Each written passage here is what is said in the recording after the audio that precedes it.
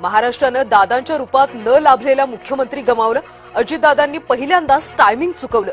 शोकप्रस्तावादरम्यान फडणवीसांचं वक्तव्य.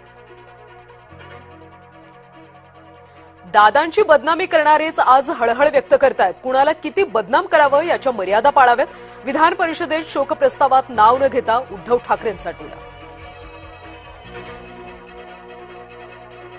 बारामतीमध्ये ठिणगी पडली असती तर महाराष्ट्र होरपळून निघाला असता.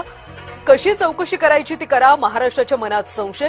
शोकप्रस्तावातून भास्कर जाधवांची मागणी.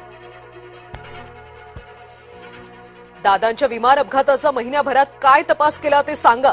थातूर मातूर तपास केल्यास मराठी माणूस दाखवून देईल. रोहित पवारांनी ठणकावलं.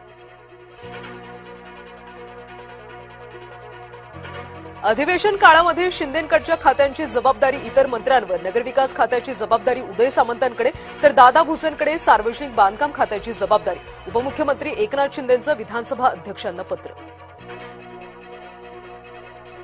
सामना अग्रलेखातून सत्ताधाऱ्यांना दुर्योधनाची उपमा. सरकार अहंकारी मानसिकतेत. सामनातून लगावला टोला.